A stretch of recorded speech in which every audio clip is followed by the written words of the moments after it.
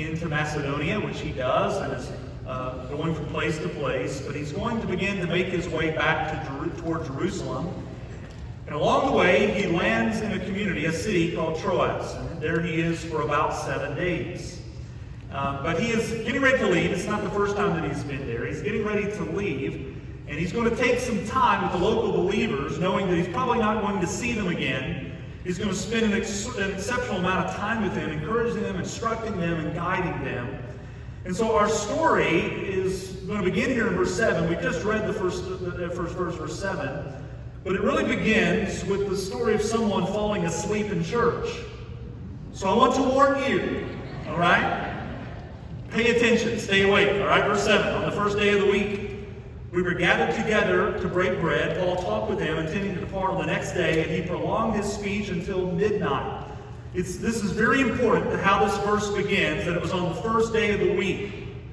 This was a reference to it being a Sunday. Why this is important and what is going on here, because the church here is gathered to worship. The fact that they were gathered together to break bread, meaning they were going to take of communion, take of the Lord's table. And this was an indication that they weren't just having a little bit of a gathering. This was an official meeting of the church. They're gathering together. And interestingly enough, it is the first day of the week. Paul himself was a Jew. Not all the people that are gathered here perhaps are Jewish people, but he was a Jew. And their day of worship was not on Sunday, it was on Saturday. That is the Sabbath. Now, if you're like me, I was raised to believe that the Sabbath was Sunday. It's not. It's actually Saturday. It's sundown. It begins sundown on Friday and goes to sundown on Saturday. But the church, in the early days, may have been accustomed to worship on a Saturday, on the Sabbath, but things began to change.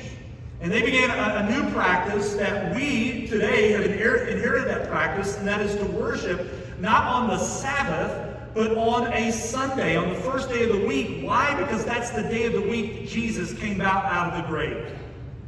And so what is happening here in verse 7, what it appears to be, is a good old-fashioned Sunday evening preaching service. Now, I want to know where all my old-timey Baptists are. Listen, if you have been a part of a church, it may not just be a Baptist church, but if you've been a part of a church where there was not only a Sunday morning service, but there was a Sunday night service, let me see you raise your hand. Well, look around the room. Man, we are a backslidden lot, aren't we? We only do it Sunday mornings, right? Listen, this is the first church I've ever pastored where we did not have a Sunday evening service. Now, there is a trend, and COVID is hastening it, to the ending of what is known as the Sunday evening worship service. But this is probably not a typical service, which is happening here. Paul is going to leave the next day. He's taking off. He has lots that he wants to share before he leaves. There is a ship that has a schedule that's going to take off the next day. And I know there are a few folks that even today sort of miss the Sunday evening worship service. But people, church members, have been voting for years with their feet as to whether or not they wanted them. I grew up with it, as I've told you, and many of you have now indicated that it's been a part of your experience. This episode that we're reading of here in Acts chapter 20, there have been some who want to point to this to say, see, Sunday evening worship services are the way that it's supposed to be. You got to be careful then, because that means there wouldn't be Sunday morning worship services, right? If you're just using that. By the way, this is not the start of the Sunday evening worship service. Did you know that the Sunday evening worship service is actually an American Christian tradition? And how it came about, it started back during the days of the circuit riding preachers. And in the far reaches of our country, as we were just getting started, and right before, these small communities, they were, eking a living out of the earth. They didn't have a lot of money. They didn't have the opportunity to fund a full-time pastor to stay with them. And often you had these circuit riding preachers, either a part-time or a quarter-time preacher. And you would get a preacher on the first Sunday of the month or the second Sunday of the month. And then he would take off and go to 2 or 3 other churches the other weeks of the month until he made his circuit back to you. And so when you had your preacher, you wanted to get as much out of your preacher as you possibly could. And so what they would do is they would have a Sunday morning service, and then they would have a meal after the service, and then they would have another service a little bit later in the afternoon before the sun would set. And after a while, we started getting electricity in our communities, And we can start having those services at night. So if you had a farm, you would get up, tend your animals, come to the first worship service in the morning, and then go home and tend some more on your farm, and then come back when you couldn't do any more work on your farm. You can come back at nighttime with the lights on and have another service.